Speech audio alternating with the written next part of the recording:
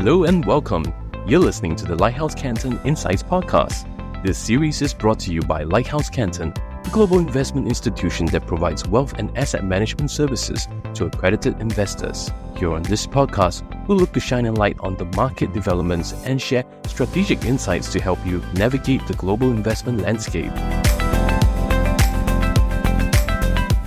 In each episode, we'll be bringing you conversations from leading experts in various fields, including Lighthouse Canton's own investment team and specialists. The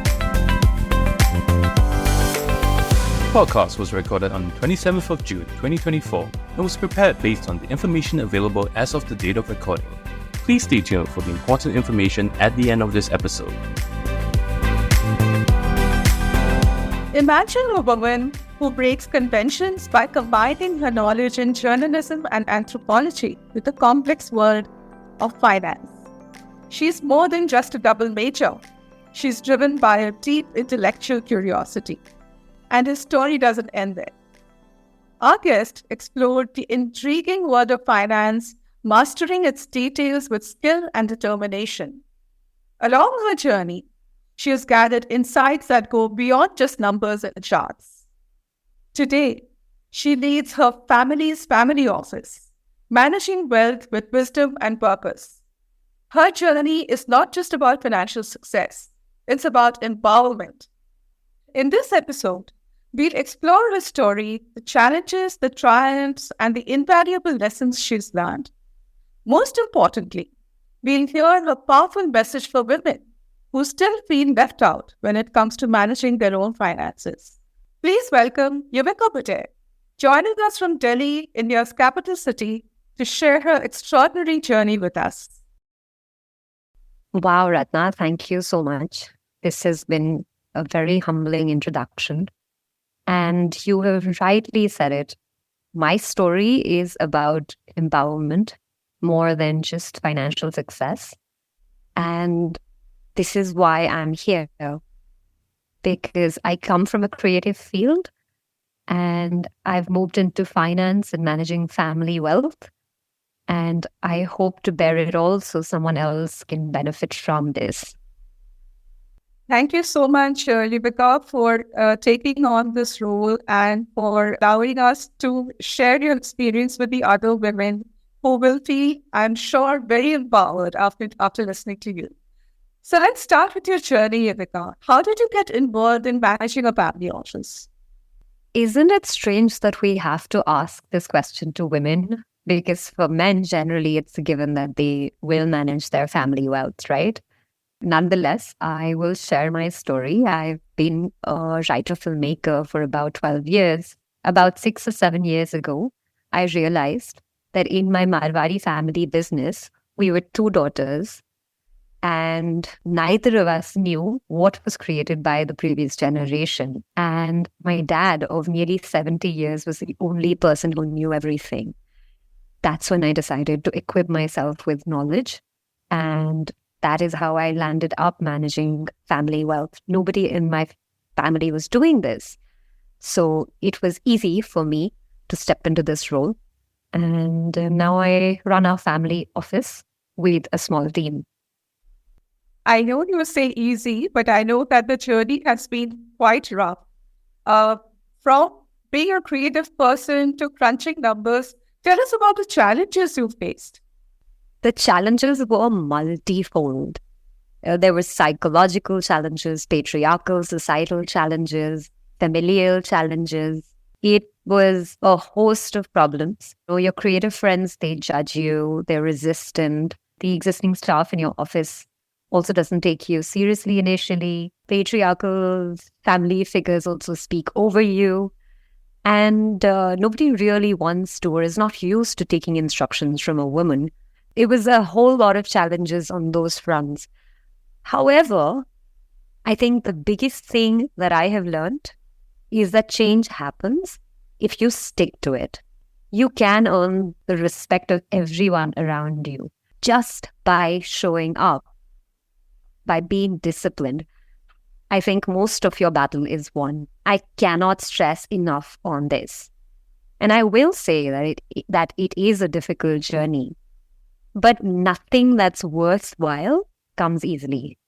So I will always say, question the system, fight for what's your right, speak up, ask not to be talked over, explain to men how they should engage with the women. It is not easy to operate in this system, make alliances with other women. I brought my sister in to help and manage, and now we share all of the workload. And little by little, you will see the change. That's such a unique and brave answer, obviously, Yuvika. And I know that, this actually shows how many conventions you've actually broken. As a creative person, you must have looked down upon the monotony of finance. So how did you deal with that? That's funny that you say that, Ratna, because ironically, I have always loved numbers. And it's so true that creative people are often scared or bored by numbers. And it's not anybody's fault. We've had bad math teachers. Okay. Yeah, I truly believe that human beings are super resilient and super adaptive. So just learn finance. I mean, that's how I did it. And I had to learn a whole language. And once you've learned what all of the terms mean, it is not that complicated. How did I get about doing this? I basically was a student for 2 years. I asked so many questions. I researched everything. I had a list of definitions running pages long. And then I had people like you, Ratna. You helped me de-jargonize, demystify, and break down everything, even if I was asking the stupidest question. But I was not ashamed to ask this question. I had obviously a very supportive family as well. My father was always around as a sounding board. My mother, my sister, they were always there. But I did teach myself everything by being a student.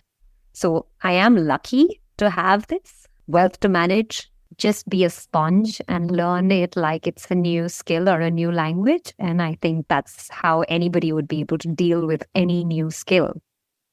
That's so true, Yuvika. Your perseverance has actually gotten you where you are today. And I know that you've done a great job in managing your family's family office. It's a complicated portfolio, and you've taken decisions which are difficult, and you've taken them with all the right perspective. Coming back to our question on empowerment, why do you think it's important for women in the family to take on the baton of family office decision making? And what was your message for women who are still procrastinating on this or are scared to approach their families to let them in?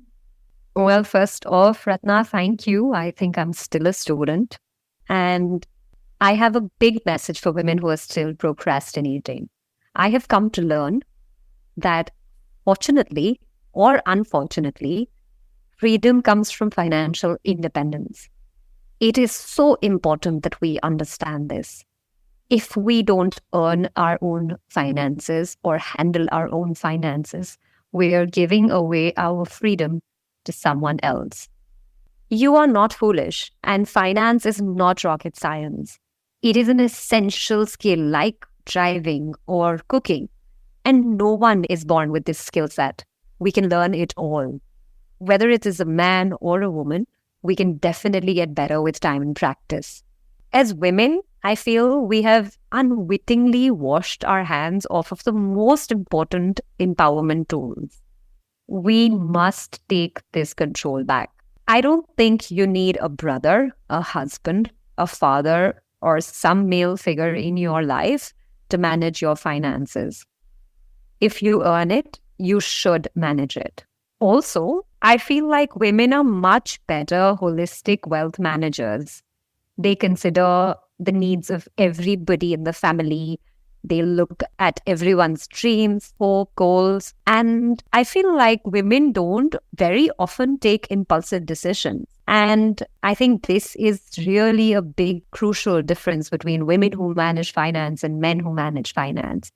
And I feel like women are better at risk mitigation as well. They take very calculated risks. So please go for it. Go ahead, start managing your money. Don't be afraid. Most likely, you will be better than whatever male counterpart is handling your wealth. Thank you for that encouragement, Yuvika.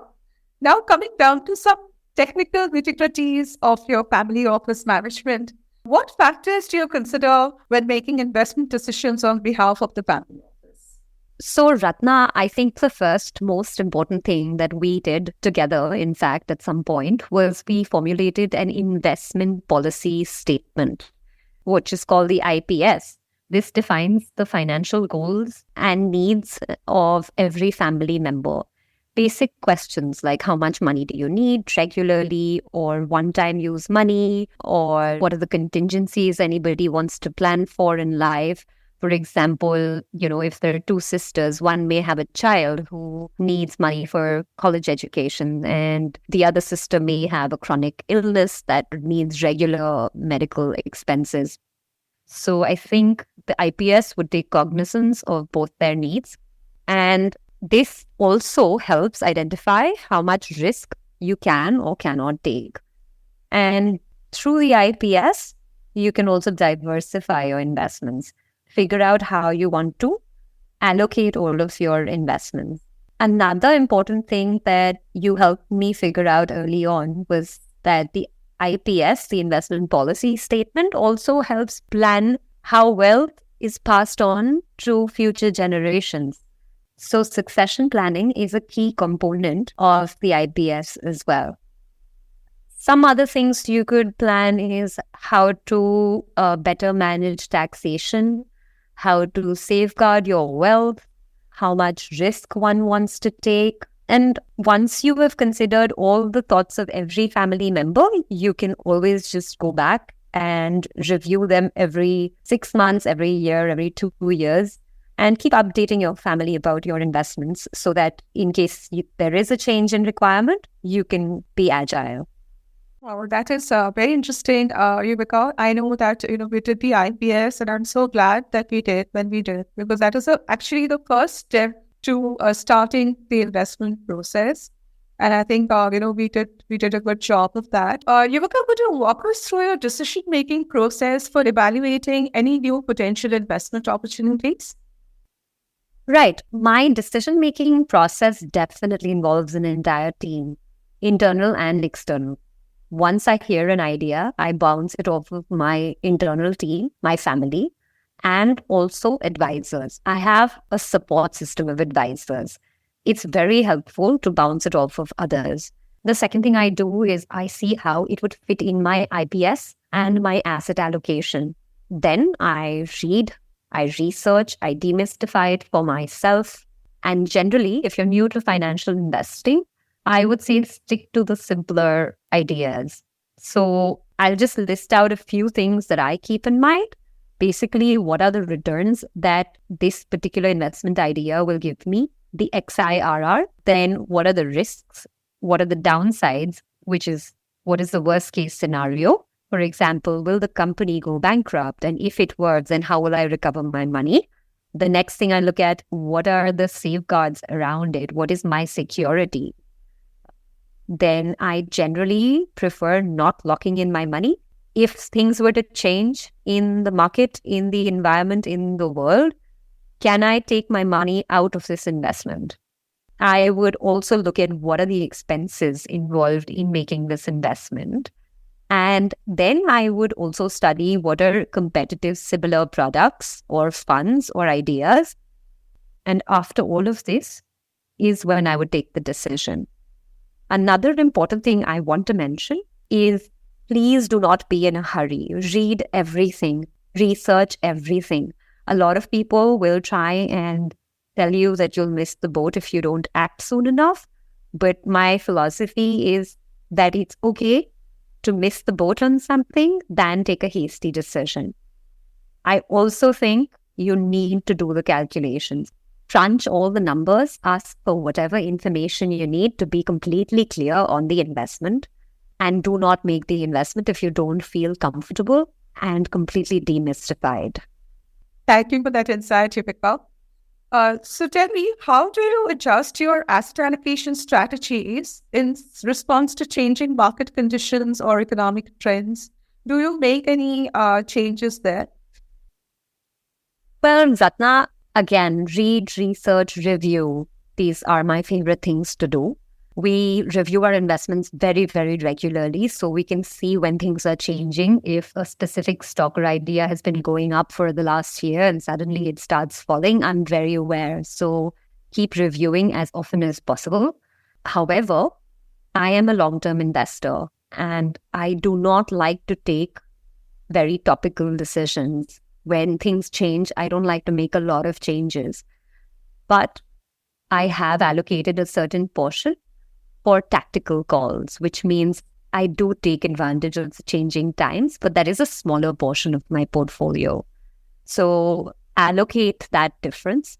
I can give an example. Before the Indian elections, FMCG was not doing well. And after the election, the industry has picked up momentum. For example, in debt, right now, the interest rates are very high and you could capture these yields. You could buy into some debt and keep your eye on changing socioeconomic scenarios, keep your eye out on the news and see how you could adjust to changing market conditions. Thank you so much, Yuvika. I think that is, again, a very interesting thought about keeping a portion of your allocation into tactical strategies. The last question, Yuvika, I know that you've said this before, but I would really like you to give some advice to people who are unfamiliar with investing completely and have been just putting it off for a while, not just not doing anything at all with their money and just keeping it in possibly fixed deposits. What advice would you give someone like that? This is very, very personal to me because I started doing this because of fear. So if you're afraid about managing your wealth, let fear be your catalyst. Unless we start doing something, we'd never lose the fear of it. My advice is start small. Start making very small investments and get an understanding of everything. Speak with as many people, read, research, ask questions. And if a person cannot explain it to you in simple terms, that means that they don't understand it themselves. So find someone else to explain it to you. What I can tell you is the immense sense of liberation a woman gets from having her feet solid on the ground. It is wonderful. It's so true that you can only fly as high as your roots go deep. So start digging your roots in.